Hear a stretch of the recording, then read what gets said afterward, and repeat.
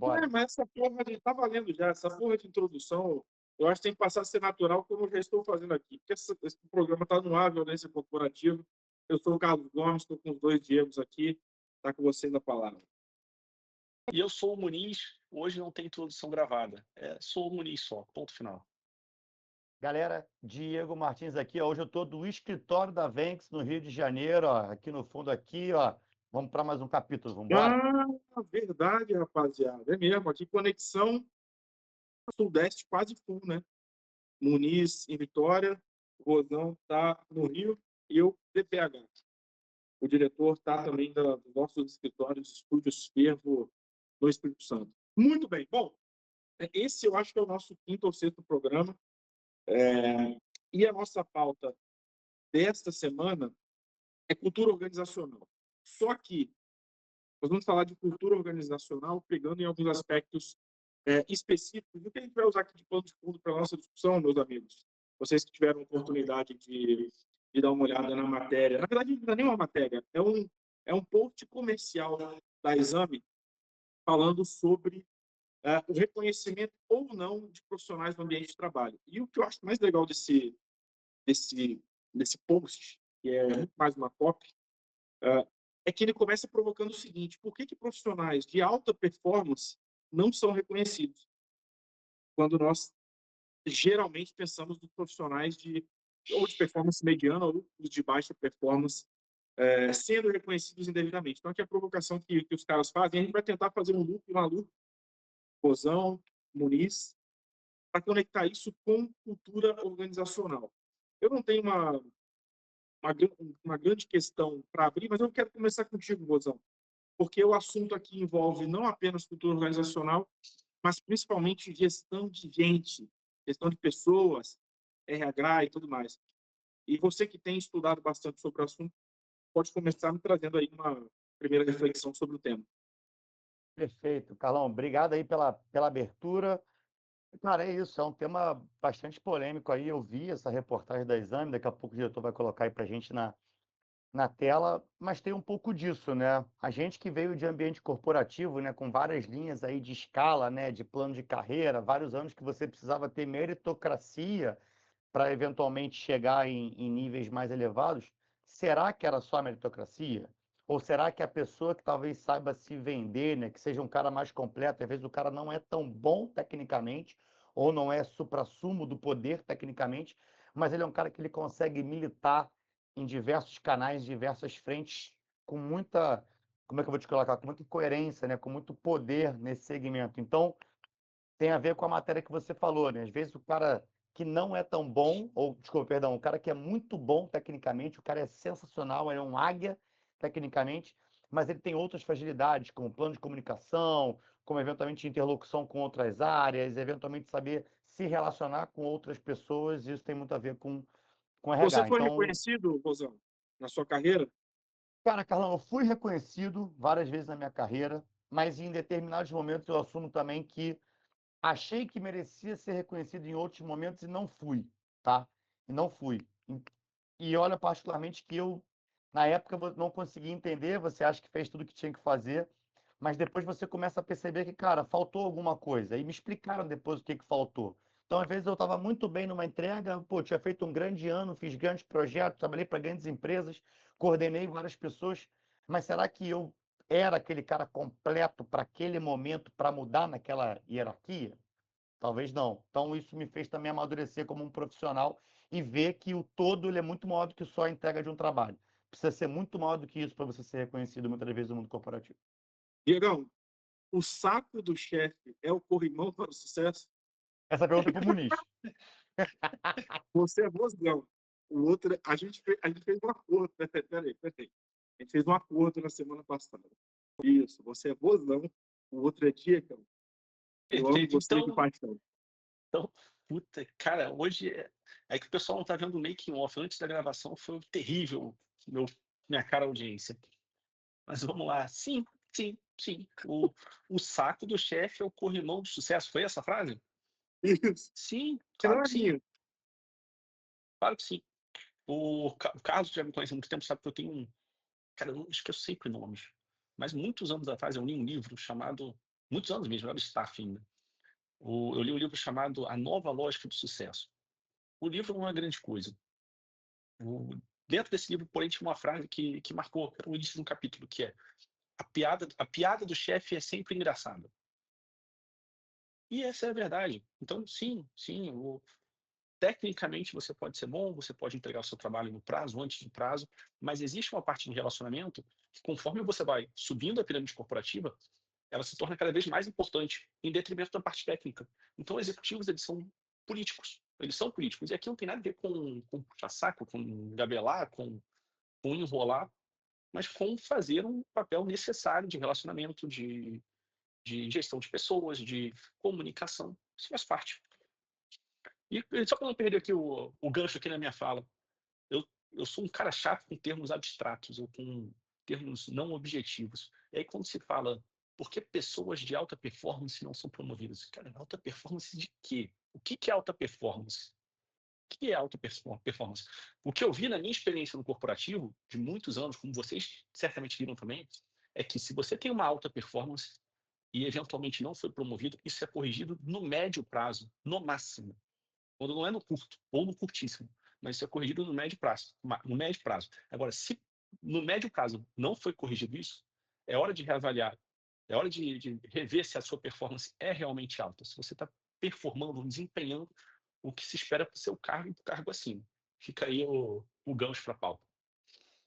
Eu queria complementar, tá, Carlos, sem mentir, eu concordo com o Diego, tá, cara? Assim, à medida que você vai subindo nos níveis hierárquicos e cada vez mais se aproximando de uma visão executiva de atuação, a politicagem, o relacionamento, você buscar pessoas em que você tem maior similaridade de ideias, e ideias no modo geral, né? Seja em termos de atuação, seja em termos de visão, de plano de comunicação, de gestão de equipe, como o Diego falou, são fundamentais, tá? Então, assim, o relacionamento no ambiente corporativo, ele é necessário, que eu diria até que ele é mandatório, tá?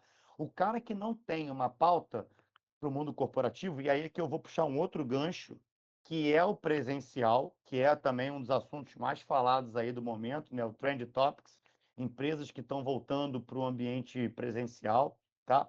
Isso faz parte do jogo. Você sair para almoçar faz parte do jogo, você sair para o happy hour faz parte do jogo, você naquela festa chata do final do ano que você não tá afim de ver aquelas pessoas que você viu o ano inteiro, faz parte do jogo. Tudo isso faz parte do jogo no ambiente corporativo. E se lê do engano aquela pessoa que acha isso chato. Isso faz parte do teu processo de amadurecimento para o mundo corporativo. Porque é ali que você consegue, muitas das vezes, ter um pouco mais de flexibilidade no ambiente profissional para falar sobre os assuntos e se interconectar ou se conectar com as pessoas. Com pessoas que, eventualmente, no dia a dia você não ia ter acesso. Então, é aquele chefe que é doidão, que rebola até o chão quando toca funk, aí você se assemelha aquele cara para dançar com o cara. No dia seguinte, já dá um bom dia, já toma um café, já é outra. A pessoa já te olha de outra forma. Então, cara, isso aí são perspectivas para aquela galera, geração. Que geração que a gente está agora? Nem sei mais qual é do alfabeto, geração Z, W. Qual? Z. A que está entrando no mercado é a Z. Nós A somos Z. millennials. Sim, É, você Z é de. millennial.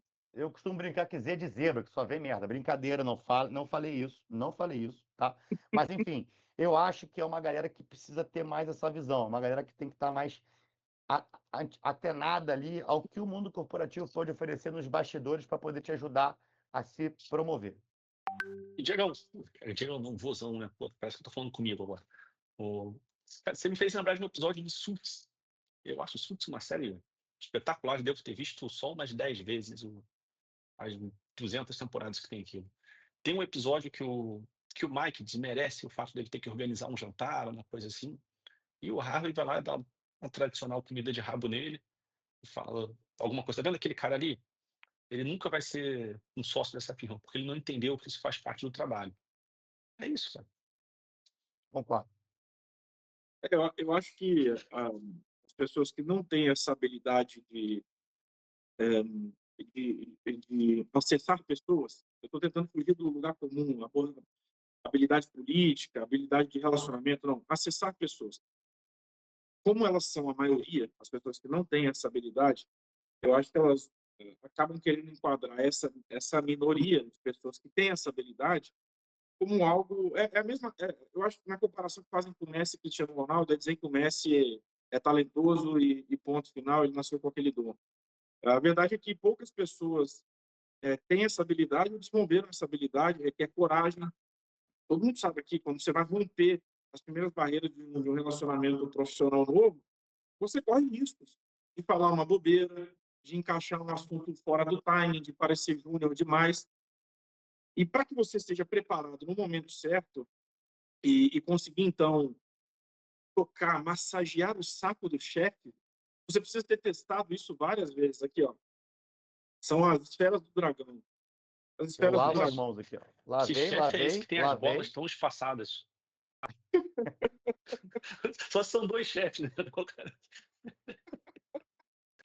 Ah, meu amigo, eu vou te dizer quantas bolas eu vi pela frente, as massagearei. Tantas quantas. Mas é isso, eu Ah, acho que a gente ele. tem uma maioria que não tem essa habilidade. Nosso diretor, inclusive, parece uma, né, cara? A careca E do... parece, e parece uma que não foi depilada, né, meu irmão? Que tá aquela parte aqui.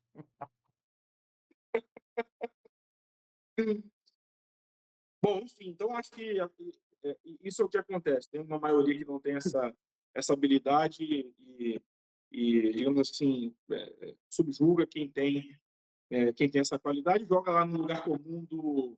Como é que é? Qual que é o puxa-saco? Eu não consigo... Aqui é aquela típica, né? Eu não consigo... Eu sou muito genuíno. Eu não consigo ser assim. Não consigo puxar saco. Sou genuíno, cara. Não, e Carlão, isso aí é até o mais leve. Quando acontece com mulher, dizem que a mulher tá pegando o chefe, que tá isso, que tá aquilo, cara. E não se enganem, vem dos mais progressistas. É verdade. Mas nós estamos falando sobre pessoas no contexto de uma discussão sobre cultura organizacional. E eu vou trazer uma ilustração, um recorte nosso, da nossa experiência aqui enquanto empresa, para pavimentar o caminho para outros debates. Nós sempre acreditamos, e a gente tentou fazer isso, em muitos momentos não foi possível, mas nós sempre acreditamos em acelerar carreiras. Então, independentemente da pessoa ter atingido o nível que ela deveria para ocupar aquela posição, a nossa política sempre foi acelerar carreiras. Eu acho que agora, mais recentemente, a gente começou a perceber, na verdade, eu vou dar uma visão minha. Eu comecei a perceber que quando você acelera carreiras, você aproxima também essas pessoas de um teto e elas acabam ficando desenquadradas em algum momento. Você pode ter essa política de acelerar carreiras, mas eu acho que existem níveis que realmente exigem certas habilidades, certos conteúdos, certos skills que você meramente acelerar a pessoa, ela não vai necessariamente te atingir. Acho que a gente chegou nesse momento aqui, né, em algumas posições na firma. O que vocês acham disso? Sobre acelerar ou não carreiras, a pessoa tem que primeiro estar pronta para depois assumir a posição. Você pode primeiro colocar a pessoa acreditando que ela ficará pronta. Qual é a visão de vocês? Rosão, começa contigo nessa aí. Cara, Rosão, vou começar contigo. Não, você fala demais. Diegão, é com você. Eu acho que é melhor sempre errar para cima. É o que eu penso. Erra para cima. Pelo menos foi assim que eu gostei, que eu gostava de ser tratado, que me dessem mais responsabilidade do que eu estava preparado, do que o contrário. Estou aqui fazendo uma proxy de mim para outros, não sei se isso é válido. A gente tem uma questão geracional muito importante, essa geração que vem para o mercado de trabalho. A gente deve falar isso com base em outras matérias aqui que vão vir para a pauta. É uma geração que privilegia outras coisas em detrimento da ascensão profissional, da promoção, do crescimento de cargo. Mas eu, como empresário, prefiro errar para cima. A gente não pode parar um talento. Rosão, vou complicar para você. Na verdade, aproveitando aquele gatilho que a gente sempre pega do aspecto trabalhista, me parece ser irreversível o movimento de quando você acelera a pessoa de carreira e me parece ser irreversível. E me parece, aí é uma impressão minha, porque eu não sei se existem mecanismos trabalhistas que permitem retroagir com aquela pessoa, revogar, às vezes, uma promoção que foi dada. Então, eu queria que, além de dividir a sua visão no aspecto de gestão de pessoas, você trouxesse, na medida do possível, o aspecto trabalhista desses movimentos que, para mim, um leigo, são irreversíveis. vamos lá, por parte, tá, Carlão? Eu concordo com o Diego, eu também sou um cara que eu sou mais. Eu sou mais ligado a você errar para cima, né? Você errar para frente, né? Eu também acho que as pessoas as oportunidades passam e aqueles que têm a oportunidade de agarrá-las, né, de estar preparado na hora certa, no lugar certo, se colocam mais rápido em suas carreiras. O meu único ponto em relação a isso é perfil, tá? Talvez a gente fale aqui nessa live de hoje, nesse episódio aqui de hoje, em relação a senso de pertencimento, tá? Sendo bem honesto, eu estou na Venx aqui há pouco tempo, isso é uma coisa que eu tenho total interesse em implantar isso aqui, que é o senso de pertencimento nas pessoas e o aculturamento de que a Venx tem que ser a casa delas. E na minha casa, eu quero que a minha casa esteja sempre muito bem, eu quero que a minha casa esteja sempre muito bem apresentável aos outros que olham a minha casa. Então, eu posso falar mal da minha casa para os meus, mas fora daqui eu tenho que defender muito a minha casa. Porque problemas existem, empresas têm problemas e faz parte do jogo, tá? Mas eu acho muito que tem a ver com perfil e quando você vai subindo nesse nível, às vezes a pessoa não está muito preparada para poder aceitar algumas questões que fazem com que ela esteja pronta para aquela posição. Com relação ao aspecto trabalhista, para não me alongar muito, tá? Você tem razão. Existem algumas situações, né, legislativas trabalhistas que impedem, por exemplo, que você faça um retrocesso em relação ao plano de carreira, principalmente pelo panorama de irredutibilidade salarial. Então, às vezes, você alcança determinados níveis de salário na modalidade CLT, que é a modalidade mais padrão que a gente tem hoje no Brasil, e eventualmente fazer com que a pessoa retorne a um patamar inferior com redução salarial. Isso é muitas das vezes inviabilizado, é um obstáculo legal para que você o faça, tá? O que às vezes acontece, e aí sim pode acontecer, é o que a gente chama de situação-condição, né? Às vezes uma pessoa vai ocupar uma posição da outra por alguma questão, alguma emergência, um afastamento, alguma questão, e quando aquela pessoa retorna, ele retorna à sua posição original. Você pode até ter uma equiparação de função naquele momento, mas evidentemente são situações mais flexíveis, tá? Mas no panorama geral você não pode voltar atrás. Uma vez Ô, concedido a promoção ou salário novo, a irredutibilidade ela acontece. ô Martins, eu lembro, cara, de novo, bota uma década para trás, quando eu fiz trabalho na Petrobras, os Você não gerentes, é, eles você, tinham, você não, você não é tão velho assim. Você tinha quantos anos? 12? Uma por década aí, atrás? cara, 12? 13, Então, quase, quase acertou. Quase você acertou. 13, 13 em homenagem ao Paim, Casueli. O, Puta, bom, meu, que aleatório. dito isso, cara, nessa época que eu estava na Petrobras, eles tinham lá um conceito de paraquedas, porque lá o executivo, o executivo não, mas o gestor, ele parece que ele estava gestor e não se tornava, não virava um gestor, uma promoção tradicional. E ele podia perder o que eles chamavam na época, eu não lembro se era vírgula, se era. Gratificação, né? Gratificação, né? Mas tinha um outro nome, mas seria o equivalente a isso, mas quando ele perdia o cargo de gerente lá, ele podia perder o cargo de gerente, não era o cargo dele era o pleno, analista, o que quer que ele fosse lá, no concurso. Mas quando ele perdia aquilo, ele deixava assim, ele passava a ter uma função inferior na firma, só que esse paraquedas era uma forma de reduzir paulatinamente a remuneração dele. Como que funciona isso? E existe esse mecanismo pro privado, setor privado? vou te dar um exemplo, tá, Diego? Existe, tá, cara? A gente chama isso, como eu falei, né? De situações. Se você for pegar o conceito do pagamento, ele chama de salário com condição. Vou te dar um exemplo que você teria uma redução ou uma baixa, né, de pacote remuneratório, né? Por exemplo, quando eu tenho um profissional ocupando um cargo de confiança na firma. Então, a função 1 é de confiança, a função 2 não é de confiança. Normalmente, o cargo de confiança ele recebe 40% é, a mais do que o cargo hierarquicamente inferior. Só que o cargo de confiança ele é um cargo condição. Ele pode estar num cargo de confiança hoje, depois a firma fez uma reestruturação, ele migrou para um outro cargo que não é um cargo de confiança. Ele perde essa condição. Então, ele não está mais na condição de cargo de confiança. Isso pode acontecer.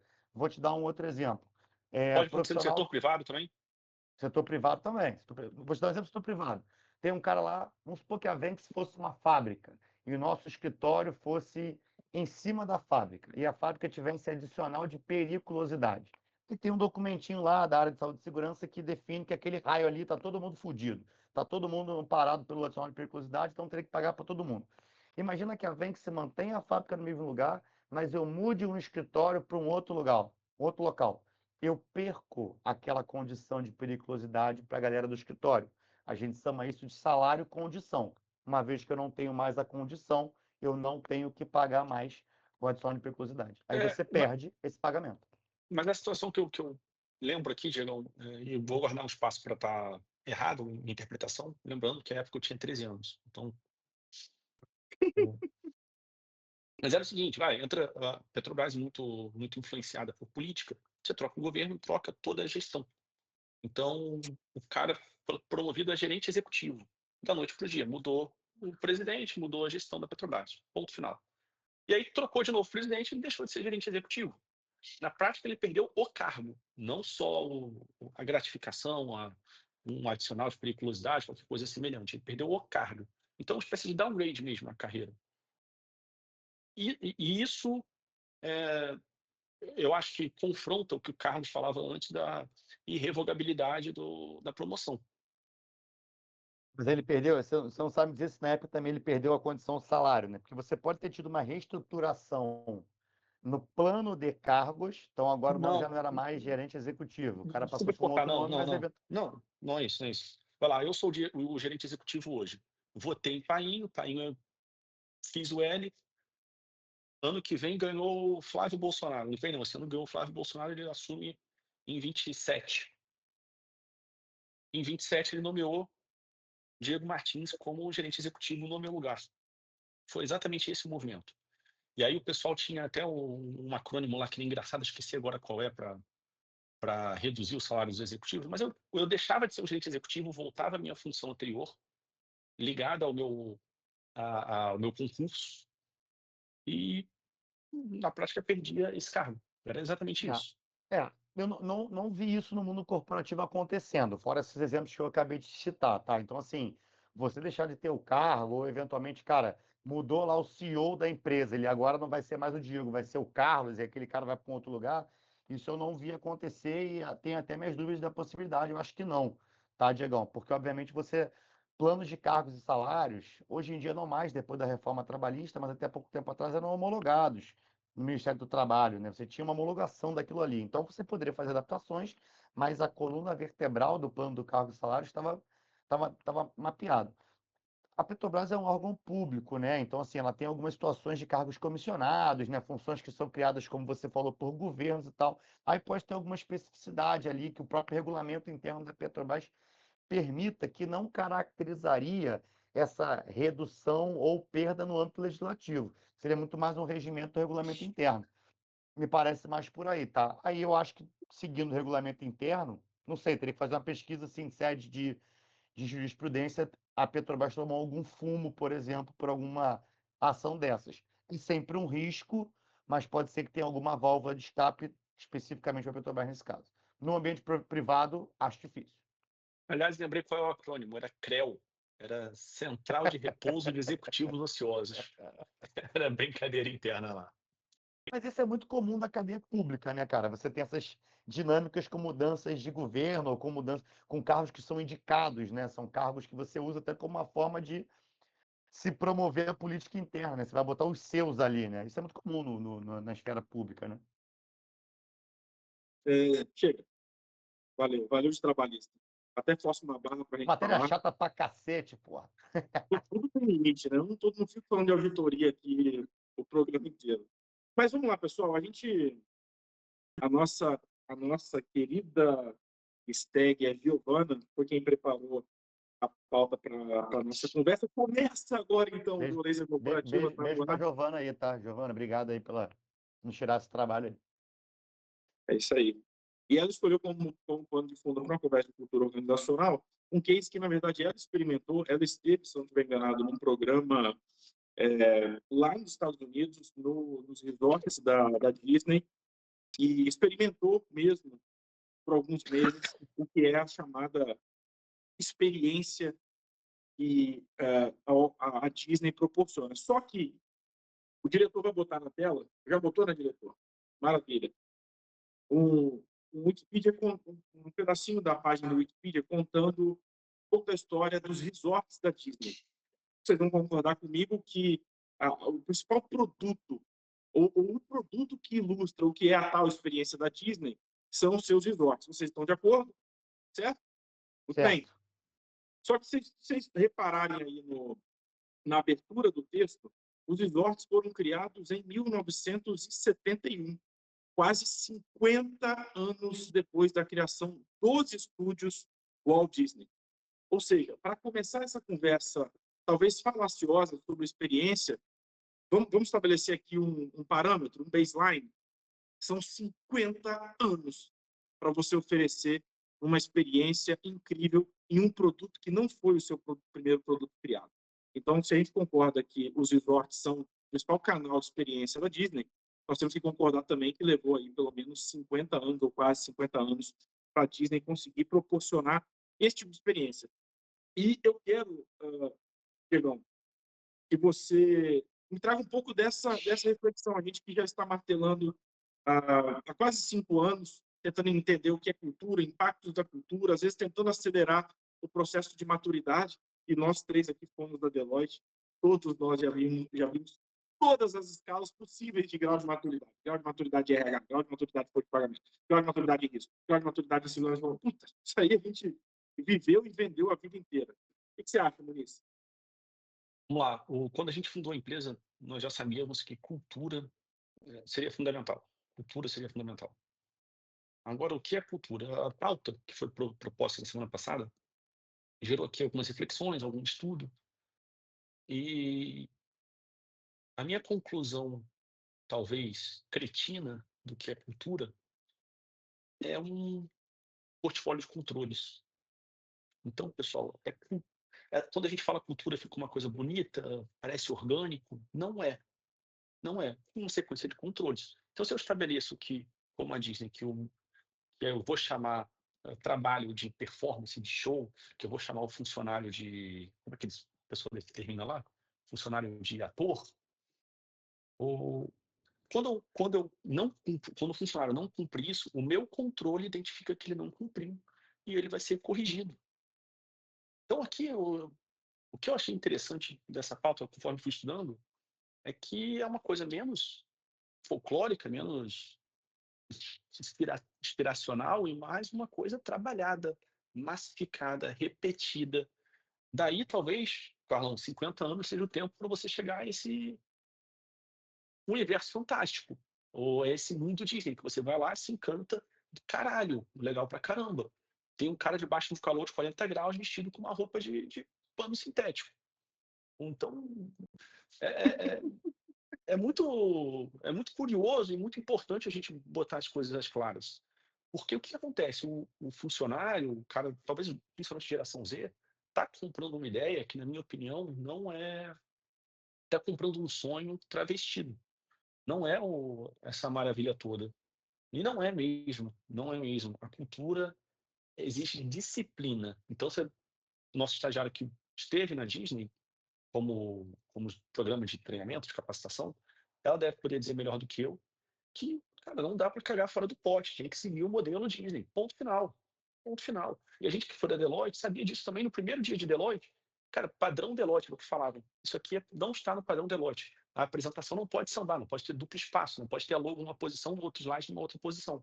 Isso é padrão. Mas isso é orgânico? É legalzinho você botar a logo na posição correta? Não, é repetição, é disciplina, é insistência, é cobrança, é punição, eventualmente. Então, eu não consigo agora, depois dessa reflexão, desse estudo, separar cultura de disciplina. Cara, hoje eu admito que hoje, e nós, quem está nos assistindo, não foi combinado, tá? Mas eu estou completamente apaixonado pelas coisas que o Diego está falando aqui, tá? Porque eu estou concordando com ele 100%, tá? Normalmente a gente vai aqui para o embate, um vai para o caminho A, eu vou pelo caminho B. Não é proposital também, galera, tá? Mas hoje ele tá, irmão, a linha de raciocínio que eu achei formidável, tá? Concordo pra cacete com ele, tá, Carlão? Tá Acho que fácil assim, para pegar no saco do Diego. É o momento. ele tá aqui embaixo de mim. Pô, é um O negócio momento que eu usei surreal. minha One Blade Phillips. Não, é surreal. E assim, cara, cultura, eu concordo com ele, tem a ver com massificar, tá, cara? Tem a ver com o cara entender o rito e o ritmo daquele ambiente de trabalho, tá? Eu já tive a oportunidade de ir à Disney algumas vezes na minha vida, graças a Deus, Deus me permitiu poder fazer isso. Cara, e é isso mesmo, cara. Deus Você é vê top.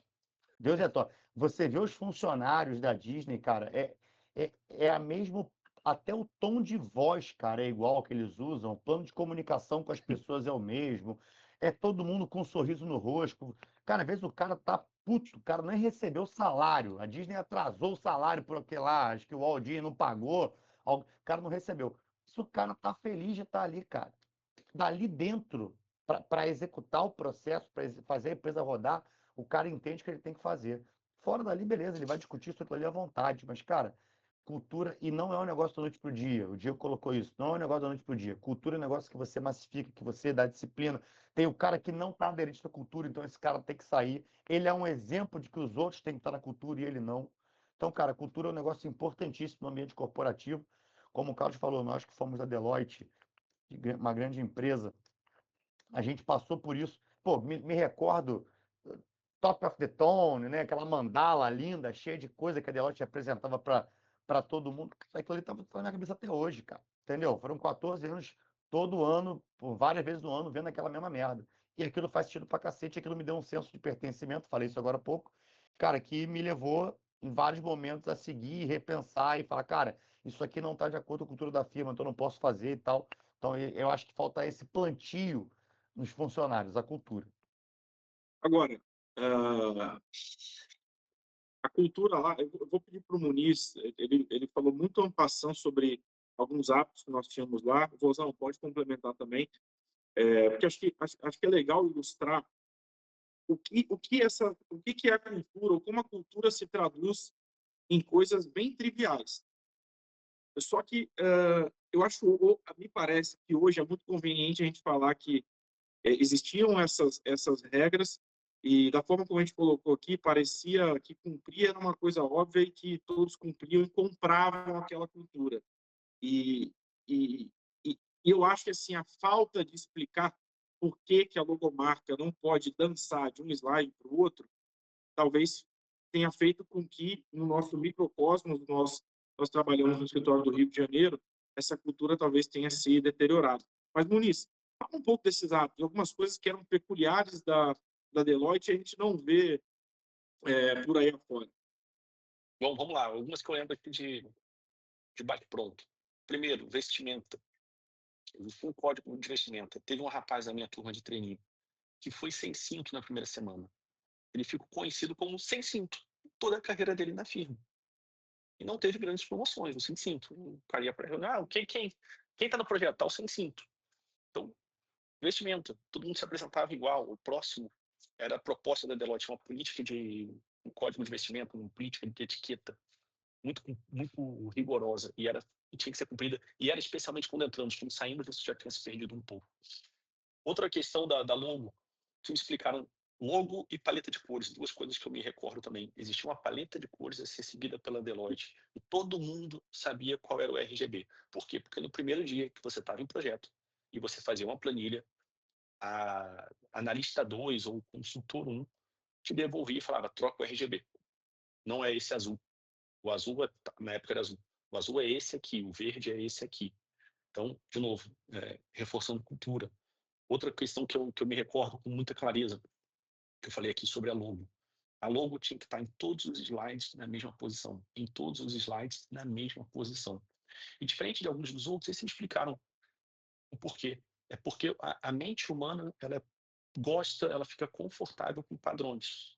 Então, quando você vai transitando slides e aquela logo vai mudando de posição, aquilo prende a atenção na logo e não mais no conteúdo. E, ao passo que, enquanto você tem uma manutenção de um padrão, isso te gera satisfação, mesmo que inconsciente. Então, mais um marco da Deloitte. Exato, exato. Fazendo isso aqui em quem? No cliente. Fazendo isso no cliente. Tem um caso que eu lembro também, a parte aí já para cadeias mais executivas, a parte de estruturação das propostas, a ordem dos tópicos, né? Contexto, escopo, enfim, você não podia mudar muita ordem daquilo ali. Tinha uma estrutura já pré-definida que você deveria seguir. E eu sempre comentei, eu vi isso uma vez na Deloitte, tá, galera? E eu já usei esse exemplo aqui na Venx, em alguma apresentação que eu fiz para algumas pessoas, né? Na época, eu fiz um documento, né? Não lembro se era um entregável, uma proposta, não lembro exatamente o que era, eu fiz, E aí mandei pro sócio e eu falei assim, porra, esse documento tá top, cara. Eu tinha feito um documento muito bom. E o sócio mandou voltar cheio de crítica de formatação. Aí ele falou assim, Diegão, você bebe Coca-Cola? Ah, bebo, adoro Coca-Cola. Aliás, Coca-Cola, me patrocinar, tamo aí. Eu adoro Coca-Cola. Ele virou pra mim e falou assim, cara, você já viu que todas as latas da Coca-Cola, as letras, as cores, são padronizadas? Você não vê uma lata fora do padrão. É exatamente aqui que a gente entrega isso. A gente entrega um negócio padronizado. Cara, aquela metáfora, aquela comparação, ela entrou na minha cabeça de uma forma muito positiva, tá? E eu comecei a usar esse exemplo com as pessoas da minha equipe na época e já usei aqui na Venx também. E eu acho que faz todo sentido. Se a Coca-Cola, uma gigante absoluta no mercado de bebidas, ela respeita um padrão, por que que a gente não vai respeitar? Se ela entende por estudos que entregar aquele negócio, aquele produto daquela forma para o cliente faz sentido, obviamente pessoas, vários intelectuais pensaram naquilo ali, entendendo que aquilo ali era o movimento correto de ser entregue. Quem somos nós para duvidar disso? Talvez podemos questionar e pensar em novas formas de padronizar, mas dizer que aquilo ali não faz sentido nenhum é de todo leviano. E faz, cara, mas é difícil até explicar o quanto faz diferença. Para quem não tem a cultura corporativa, e isso se repete no corporativo de muitas empresas, não foi só a Deloitte. A Deloitte acaba sendo um bom exemplo, que por ser uma consultoria, acaba tendo uma preocupação adicional com esses tópicos. Mas você vai comprar o teu jornal diário, o Globo, por exemplo, o título O Globo está sempre na mesma posição, sempre na mesma posição. Você vai assistir uma televisão, a logo do canal que você está assistindo, do futebol, está sempre na mesma posição. Vai assistir a Premier League, está sempre na mesma posição. Então, são padrões. A excelência empresarial, corporativa, ela passa pela repetição de bons padrões. Então, se você não está no corporativo, ainda ou está no corporativo, mas quer ascender profissionalmente, se atente a isso. Parece bobeira, só detalhe. Pô, que cara fresco, que palhaçada, que importa é o conteúdo. Cara, não. O teu conteúdo vai ser muito mais valorizado se você tiver esse cuidado. Vão te dar muito mais credibilidade, a, vão dar para você, autor, muito mais credibilidade se você seguir essa, essa vestimenta, essa maquiagem. Isso faz parte. E só para fechar aqui, cara, imagina aquela musiquinha da Globo, daquela chamada de urgência. Tan, tan, tan, tan, tan, tan, tan, tan, tan. Aí do nada o cara vai e mete um funk. Então desce que tá vindo uma chamada. Cara, irmão, aquela musiquinha sempre. Mas é verdade, é verdade. Tem eu tenho dois comentários a fazer sobre isso. Primeiro, eu trabalhei na BDO também, e lá um colega de auditorias, a BDO foi das maiores, ela foi a última a abolir terno e gravata. E tem um colega meu, auditor antigo, ele tem até aquelas lupinhas de marcar relatório manuscrito e tudo mais.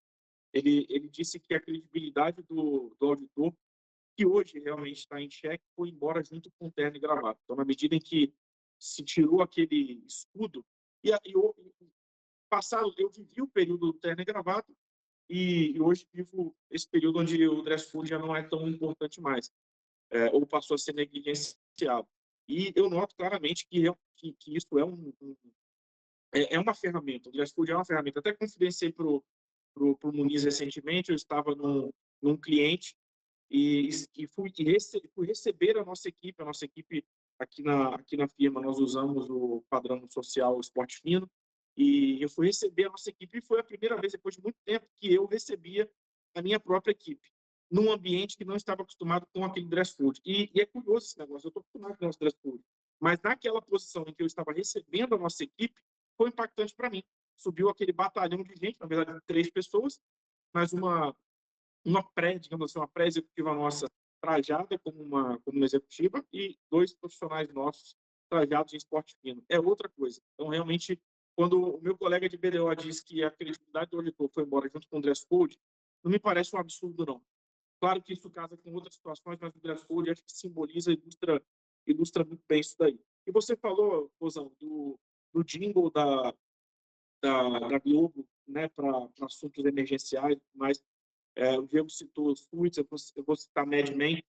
Tem uma campanha histórica, que é uma campanha de verdade, feita para Heinz, e não aparece Heinz e não aparece, aliás, não aparece o ketchup na propaganda. Aparece só o nome Heinz. E o indivíduo criativo que pensou essa campanha disse o seguinte: ao retirar o ketchup da propaganda, permitiu-se que o cliente imaginasse a aplicação do ketchup de diferentes formas. Então, esses símbolos, eles ficam mesmo. Então, quando a gente fala do jingle da Globo, do jingle histórico aí das notícias emergenciais, o Diego falou sobre prender a atenção, isso é muito verdadeiro. Agora, a gente está falando de cultura, né? É bom lembrar, a gente não está falando de hábitos, mas de cultura. Você tem duas opções, na minha visão. Você entra num ambiente onde tem uma cultura forte e adere àquilo, ou você é um puxador de cultura, que é o caso de nós três aqui hoje.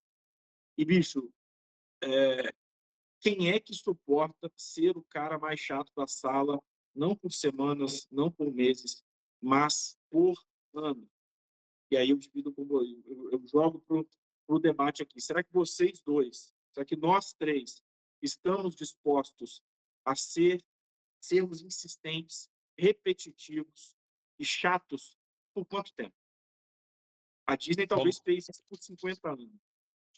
Eu vou começar aqui. No...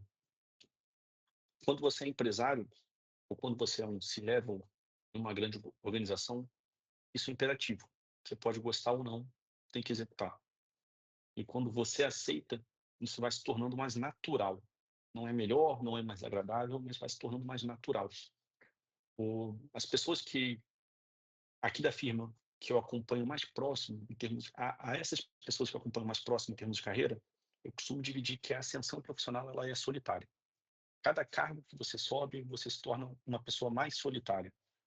Por quê? Porque você passa a ter menos pares, natural, é uma pirâmide, a crescimento profissional ele é uma pirâmide.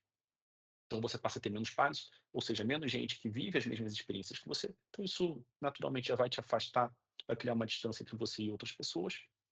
Mas porque você precisa tomar decisões difíceis e não populares o tempo todo. Isso também vai gerar um certo ressentimento. Dito isso, a nós três aqui não cabe outra coisa senão ser o chato da década do... Ó, não vou falar do século, ninguém vai viver... Não a gente, pelo menos, não vai viver 100 anos para validar a tese, mas você vai ter que ser um chato por décadas. Eu concordo com o Diegão, tá? Assim, se a gente for lá para pensar que a nossa expectativa, né, como executivos, né, como, enfim, líderes da Venx, é que o nome da Venx perpetue no tempo, muitos anos depois de nós não estarmos mais aqui, que é o que acontece com a Deloitte. A gente falou muito dela aqui. O cara que fundou a Deloitte não está mais aqui e o nome da Deloitte perpetua com várias premissas que foram importantes que lá atrás, se ele não tivesse sido chato, talvez hoje a gente nem estivesse falando o nome da firma nesse nosso canal aqui. Então, eu desejo muito isso aqui para a Venx. Se eu tiver que ser chato com todos os profissionais ou mudar todos os profissionais para que tenham outros chatos como nós, para manter o nome da Venx forte, os pilares, os conceitos que eventualmente começaram com você, Carlos, e com você, Diego, e eu faço questão de perpetuá-los, farei. Eu acho que a ideia é essa, tá? Então, é claro que a gente vai buscar comércio, negócios, os negócios da área privada precisam de receita, mas a gente precisa manter alguns pilares, a gente precisa manter algumas regras básicas para que isso aqui não vire uma selva e continue sendo visto como uma empresa grande, como ela é, e como a gente quer que ela continue sendo nos próximos anos. Votem em mim para presidente, tá? Depois desse discurso aqui. O diretor, nosso diretor é muito doente. Ele falou aqui no bastidor, pô, tá chato pra caralho, conta uma piada. Eu tenho cara de Renato Albani, seu filho da puta. Eu não sei fazer piada, porra. Tomar no cu de piada. Mas tá aí, solta a risada quem quiser, foda-se. Porra, essa foi foda pra caralho. Porra, conta uma piada ali. Muda o programa para stand-up corporativo. Cada hora a gente muda esse título. Cara, o nosso diretor não gosta de violência corporativa. Não, mas tá certo. De certa forma, a nossa proposta aqui é falar um pouco mais do... Por exemplo, o Evandro vai colocar na tela aí um artigo, reportagem da Infomoney. Saiu hoje ou ontem. É recente. Falando sobre Cultura e estratégia. Tem uma frase célebre do Peter Drucker que diz que cultura como estratégia no café da manhã. E beleza, você vai ver, né? Você abrir essa... Tá na tela já, Rodrigo? Tá na tela, muito bem. Se você for navegar pelo que diz a reportagem, assim, são várias platitudes, coisas inócuas que não levam a lugar nenhum. McKinsey, por exemplo, tem um trecho aí que diz: a McKinsey fez uma pesquisa que diz, pasmem, o que importa é a execução. Porra, sério? Sim. O que importa é a execução. Mas Quem é o gênio que falou essa merda? então, assim, porra, foda, né? Beleza, isso aí é óbvio que circula na internet o dia inteiro, mas quero provocar, e a gente vai caminhando já para a reta final da nossa conversa, mas que a gente gastasse esses últimos minutos para falar na prática o que é execução. Mas a gente vai começar do contrário. O que nos faz ou nos impede de sermos bons executores? Queria algumas reflexões sobre isso, porque eu acho que primeiro você erra pra caramba, e eu vou me perguntar, vai, porque a gente está seguindo um círculozinho aqui que fica muito repetitivo. Em algum momento, bem no princípio da carreira, eu entendi que as duas variáveis que você vai ter que balancear, e se você não entende, por mais óbvio que pareça, se você não encara isso de frente, você não resolve esse problema. É qualidade versus velocidade. Todos vocês vão se lembrar aqui daquele trainee que executava pra caramba e depois ele era malhado, porque, porra, Zezinho executa muito, mas tem erro de português, o material não está bem documentado. E tinha aquele cara que, porra, ficava ruminando o material com muito custo, ia lá e entregava um negócio espetacular. E eu fui um profissional no início de carreira lento e fazia as coisas geralmente bem feitas. Mas eu não tinha boa performance, porque fazer devagar é igual fazer errado, foda-se. Fazer devagar é uma merda também, foda-se. Ninguém, não é virtude ser lento pra caralho e dizer, eu faço bem feito. E aí eu fui, depois de ter entendido isso, nos primeiros anos de carreira, fui encarando esse negócio e fui migrando mais para uma pessoa resolutiva, que entrega. E aí, qual é a equação da minha cabeça?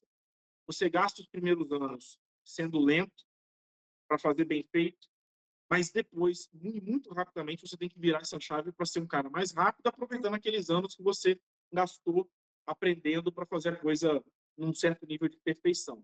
Nossa conversa aqui é execução, meus amigos. O que nos impede de executar, de fazer, de realizar, concluir? Porra, essa é a pergunta de $1 milhão, cara. A gente vem tentando resolver isso há muito tempo, cara. Em boa parte na conta do que você falou, que eu vou resumir a perfeccionismo.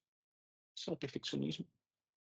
E a outra é que empresas têm momentos distintos, portes distintos. A mesma empresa, em um momento, pede maior atenção a detalhes, e em outro momento, pede velocidade e entropia. A gente está passando por uma situação dessa. Então, houve um momento que a gente tinha que se provar no mercado de consultoria. Como? Com entregas incríveis, com com layout adequado, com um nível de perfeição na apresentação. E agora estamos num momento de dar escala a esse mesmo trabalho de consultoria. Estou dando aqui um exemplo particular da Venx. E o que a gente está fazendo? Mobilização de pessoas especialistas, muitas vezes que não conseguem passar pelo treinamento que outros passaram, que foi um treinamento, boa parte do The Job, então um treinamento alongado, mas que são massacradas com os nossos valores desde o dia 1. E por quê? Porque estamos tentando dar escala à consultoria. Ou estamos dando escala à consultoria. Estamos crescendo a prática de consultoria. Você não pode ter 2.000 pessoas na folha, se você não for uma Deloitte da vida, uma Big Four da vida. E mesmo sendo também, a gente viveu lá, sabe que não é bem assim. E essa está sendo a nossa resposta. Dá para você entregar o mesmo nível vou chamar de perfeição aqui, embora não seja perfeição, mas dá para entregar a perfeição que entregava nos primeiros 6 meses de Venx? Não. Dá para entregar mais valor do que entregava nos primeiros 6 meses? Absolutamente sim. Então, são momentos do negócio. São momentos do negócio. Então, não tem uma resposta. Não acredito que exista uma resposta correta para essa pergunta. Rosão, só um minuto aí. Lembrando a chamada da pergunta é justamente essa: o que nos impede de sermos mais produtivos? Eu notei, cara, que com o passar do tempo, eu fui sendo menos vulnerável à perda de atenção. Lá atrás, qualquer Globo.com, na nossa época era o Globo.com, né, que fazia a gente perder a atenção. Mas qualquer chamada, ego, graças a Deus, G1, né? G1, G1, ego. pô, Marina, não sei o que das quantas, foi flagrada na praia comendo um sorvete, aí você perdia atenção. E com o tempo, cara, a gente vai ficando maduro e eu acho que a gente fica menos vulnerável a essa perda de atenção. Eu falo para as pessoas serem pacientes com elas próprias, porque em algum momento realmente você vai se tornando uma pessoa mais atenta. Mas nos ajuda a equacionar essa história aqui. O que faz com que a gente seja menos produtivo, ou seja, não execute, fuja do óbvio que a pesquisa da McKinsey levantou? Cara, Carlão, o que que eu acho, cara? Acho que boas execuções têm a ver com capacitação, tá? Talvez nem todos os profissionais tenham o mesmo nível de capacitação para poder prover boas entregas ou bons níveis de metodologia de execução das entregas, tá? Isso eu via muito na minha carreira, porque você trabalhava com aquele, porra, pilar de equipes, né? Eu tinha um sênior que tinha era um cara mais experiente, embaixo tinha uma equipe de staff que tinham níveis diferentes de maturidade para poder enxergar ou executar alguma coisa. E aí, cara, acontece uma coisa que talvez, pelo que a gente já conversou, acontece ou aconteceu muito aqui na Venx, né? No início, os trabalhos eram entregues por profissionais exemplares, Carlos e Diego, né? Hoje essas pessoas estão em outros níveis do negócio, precisam estar em outros níveis do negócio e a gente precisa montar equipes para poder fazer. Então, obviamente, cara, o teu nível de experiência, o nível de experiência do Diegão, eles eram fundamentais para você fazer melhores entregas, coisas que eventualmente os profissionais não consigam. Então, eu acho que os obstáculos estão aí, são objetivos. Capacitação, experiência para você às vezes ler uma entrega, saber o que você tem que executar para fazer uma boa entrega. Às vezes você dá várias voltas, não é aquilo. Um cara com mais experiência é mais assertivo na entrega, né? No que ele precisa preparar em termos de entrega. Então, acho que capacitação e experiência são os dois pontos que eu levantaria aqui para impedem uma boa entrega. Deixa eu fazer uma observação aqui da capacitação, senhores.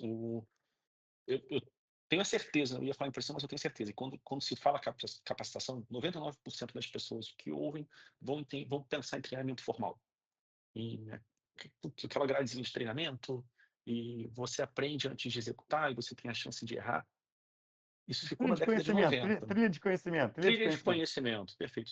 Cara, isso ficou na década de 90, início dos anos 2000. Hoje em dia, não falta conhecimento.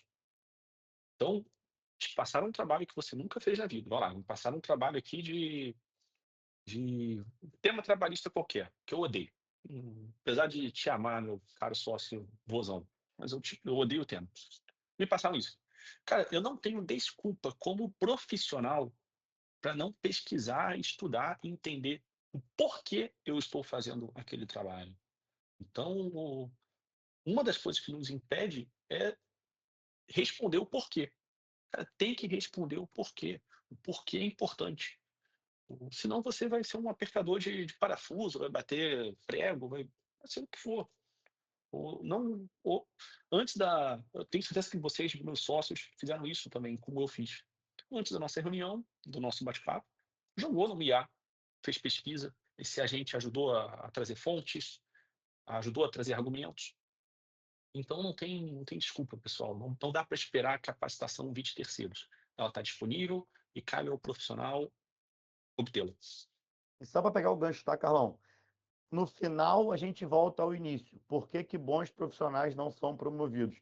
Às vezes o cara é bom profissional. O cara, meu irmão, tava ali, cara, é um cara dedicado e tal, mas é um cara que eventualmente não vai fazer isso que o Diego falou, que, cara, se dedicar, pesquisar, voltar ali, entender o porquê, conversar com os mais experientes para saber como é que ele pode otimizar o trabalho, pensar em soluções que reduzam o tempo de entrega e tal. Ele é um cara que ele pode ser um bom entregador. Ah, cara, faz aqui essa planilha, dá um copia e cola aqui e bota na planilha. Ele vai fazer, bom profissional. Mas o diferente é o cara que navega em todas as áreas. Mas aí que tá, cara. Eu acho que é aí que a gente precisa sair do politicamente correto. Esse cara não é um bom profissional. Ponto. Ele é uma merda de profissional. Ele pode até fazer pro cargo dele, isso quer dizer, entendeu? Mas assim, a Não, gente vai mas voltar para a etapa de que, cara, esse cara não está completo, entendeu? Diegão, mas se a gente pode adicionar valor aqui, tá? É a primeira vez que a gente discorda nesse Bom, debate no de hoje, né? final, Mané, achei que Finalmente, a gente fosse sair aqui. eu achei que seria hoje. Caralho. Mas, cara, Porra. Eu se. acabei de entender que a gente tem que fazer mais isso, tá? Só uma reflexão aqui. E é meu papel, né? Beleza. Contem comigo nessa. Porra, verdade. Porque, bicho, se o cara não compreende isso, não é que ele não está preparado para a função, ele não está preparado para ascender na carreira, não está preparado para crescer. Não, não serve executar, não serve só fazer o seu, não serve. As empresas não vivem de profissionais fazendo o seu. Cara, isso funciona talvez numa obra, que você tem um cara que vai subir, tem uma equipe que vai subir um prédio. Numa empresa onde o intelectual é o mais importante, se você não usa o teu intelectual, você vai ser dispensado daqui a pouco. E não é porque o Diego é o malvadão, cara, essa é a realidade. Quantos profissionais nós vimos serem dispensados, profissionais inteligentes, com QI alto, com Vários, esforçados, vários. esforçados pra caramba, e foram pra rua. Porque a empresa também tem um teto de capacidade, ela consegue comportar aquele cara até determinado momento. Tem que ir além, tem que ir. Eu. É, é, Veja se vocês já passaram por esse cenário. A gente tem uma tarefa para entregar, a gente idealiza essa tarefa com uma série de dificuldades, a gente pega para executar, às vezes, e mata a tarefa rapidinho. Acho que eu estou descrevendo o que é procrastinação. E, na minha visão, todo mundo tem um pouquinho, né? Todo mundo tem traços de procrastinação, acho que para assuntos distintos. Tem gente que gosta de números, geralmente não vai procrastinar coisas que envolvem números, tem gente que gosta de texto, não vai procrastinar coisas que envolvem texto. Essa não é uma situação comum. Se você tem uma tarefa para fazer, você, antes de encostar na tarefa, idealiza uma série de dificuldades, e aí, na hora que você... E aí você foge, né? Eu acho que pelo menos comigo, isso acontece muito, assim, eu vou meio que fugindo dessa atividade com medo de encarar a porra do negócio que vai me prender ali por algumas horas para executar. Na minha visão, assim, um dos segredos de ser um bom executor, de executar, de entregar, é coragem. Coragem, a gente pode debater aqui várias situações que tem a ver com isso. Mas sobre a execução, acho que a gente deu o limite aqui, né? Estamos no finalzinho do Aí, programa fecha já. agora porque eu não quero falar, concordo com o Diego mais. Tá maneiro assim. Foda-se. A gente tem um pensamento muito igual. Vou começar a caçar um pouco mais de algumas divergências, porque realmente fica um negócio aqui com um pachequismo do caralho, né? Puta que pariu, que Por merda. exemplo, eu não Então, gosto de giló. Tu gosta de giló, Diegão? porra, essa escolha é uma coisa que menos gente gosta. A gente vai Aí, concordar mais ó. uma vez. Aí, ó. Esse a gente vai concordar. Uma Não, merda esse. deixa eu trazer um aqui, cara, que fala que isso é comum e o Carlos tem me ouvido falar muito isso. E vale muito pro momento que a gente está na firma. Cara, procrastinação também vira uma procrastinação coletiva. Isso é uma merda. Quer identificar a procrastinação coletiva? Encontre as palavras alinhamento, mapeamento e validação. Puta que pariu. Vamos alinhar isso aqui. Vamos marcar uma reunião para mapear isso aqui. Caraca, não dá mais. Não dá. E para quem nos acompanha sabe que não são palavras que são utilizadas na sala de guerra. Não. Certo? Boa, É. verdade. Bem lembrado, bem lembrado. Falou Mas sobre isso. mas É são verdade. utilizadas em 9 das 10 conversas de um ambiente corporativo. Aqui dentro também. Aqui dentro também. Não estou falando como se não fosse casa de É ferreiro. que É casa de ferreiro. a gente fosse isento, né? É, Não, não somos. pô, outro Mas, dia, Vandão, você não sabe, você mandou um e-mail, cara, veio uma resposta burocrática, tem que passar pro departamento tal, com formulário tal. Mandei aquela porra pro Cássio e bicho, me senti agora numa repartição pública. Que merda. cara, mas é verdade. Vamos de novo aqui para fixar. Como é que é? Mapeamento, alinhamento e Alinhamento, planejamento. planejamento. Fala validação, mas planejamento é pior do que a validação. Cara, realmente. Uma validação também é uma. E aí ela tem dois problemas, né? Que é a procrastinação mais a transferência do macaco do ombro de um para o ombro do outro, né? Nossa senhora, cara. Pô, isso é bem verdade. Isso é bem verdade. E curioso, né? A gente pelo menos eu fui começar a debater essas palavrinhas foi recentemente mesmo com as provocações que o Diego fez. Mas é verdade mesmo, cara. Porra, são 4 ferramentas de procrastinação coletiva. Puta que pariu. Foda. Agora, E que para tem a ver com fechar a turma, coragem. A coragem que você falava, Carlos. Cara, tem coragem. Para É, você tomar uma é decisão botar para sozinho, dentro. exige coragem.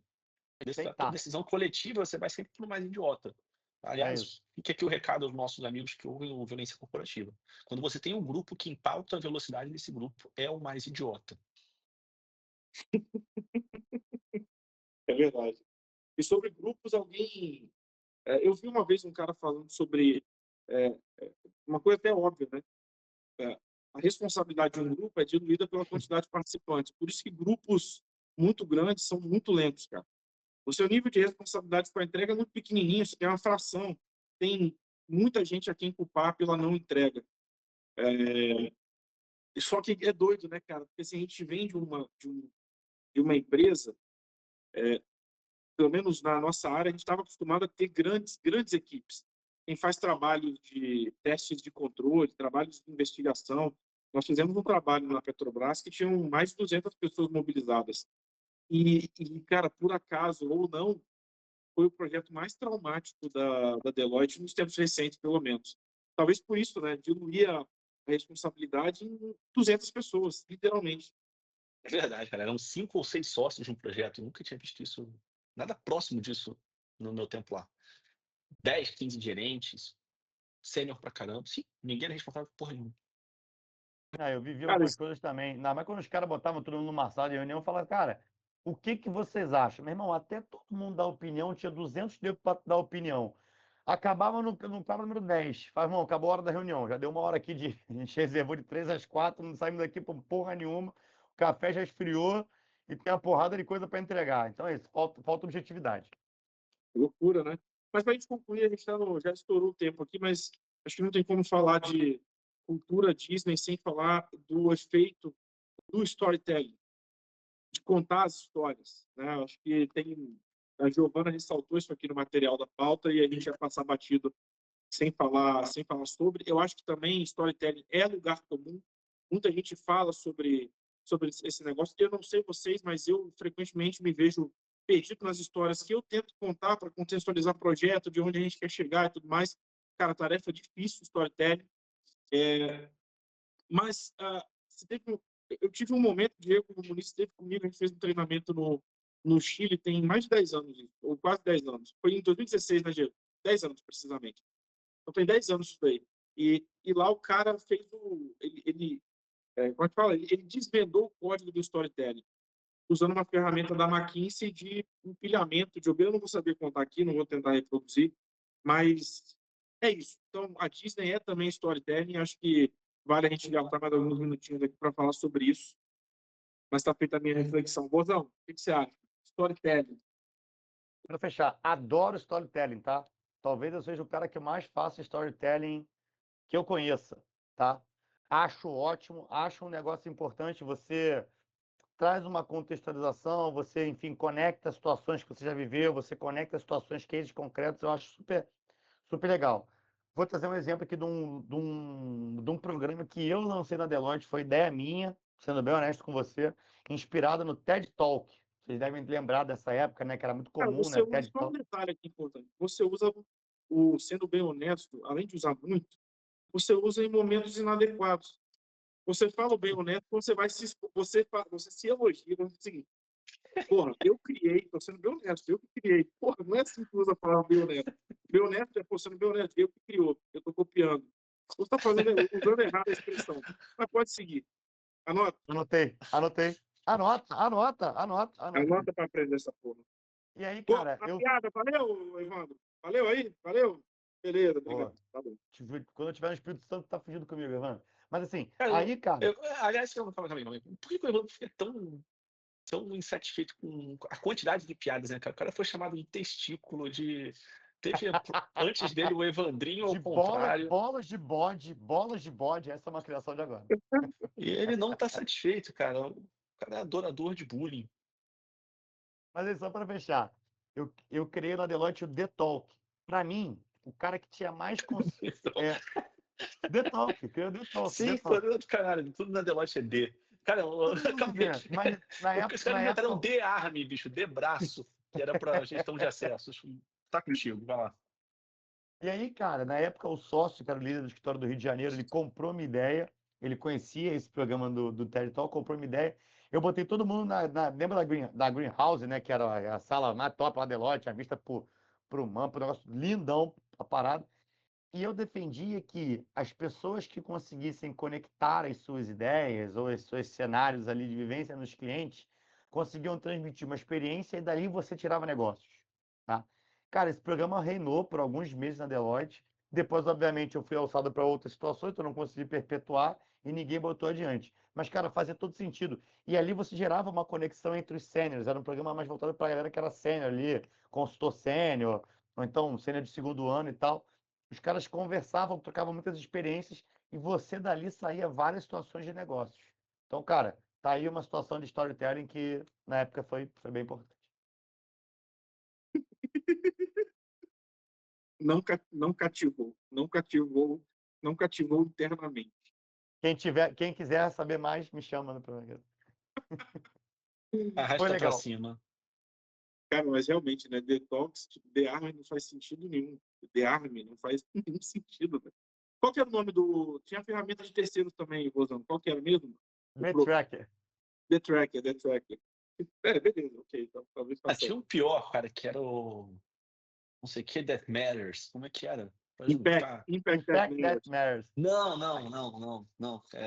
Impact That Matters era a logo, né? Era a bot da Deloitte. Mas tinha um software, uma plataforma para plugar quem queria patrocinar coisas com as ONGs. Puta, era ruim pra caralho o nome, cara. Não, essa parada tem a ver com, né, Era alguma a coisa Deloitte That depois Matters também. A Deloitte depois criou o The Coffee. Eu falei, pô, meu irmão, até pra tomar café a gente tem que botar o D na frente, cara. Tipo, O D4. pô, D4. Porra, é foda. Eu posso ir no D banheiro? É uma história meio bizarra assim, mas enfim. Tá bom. Matching Matters, não era isso, cara? Matching Matters. Era esse o nome. Matching Matters. Nome bosta. A Deloitte vive muito das tais platitudes, né, cara? Coisas que não significam porra nenhuma. Mas aí talvez seja uma prerrogativa de marca, né, cara? Você tem 200 anos, você... Sem dúvida. Tem um case nosso aqui interessante, que é o da AFIA, quando a gente começou a falar de RBAC na AFIA. A gente introduziu esse assunto lá, isso tem uns 5 anos já, e passou-se muito tempo, acho que até recentemente, acho que até hoje, o RBAC virou significado de uma série de coisas dentro da empresa. Então, nesse caso, assim, a Deloitte tem 200 anos, ela tem presença global, quase 500 mil empregados, ela tem essas prerrogativas, né? Ela pode falar a merda que for e vai ditar o mercado. Muito bem, storytelling. A gente não explorou muito aqui esse assunto não, mas acho que já deu do episódio. Diretor, tem que ter considerações finais? Não, né? Eu nem me lembro como a gente acabou os últimos episódios, honestamente. Só tchau.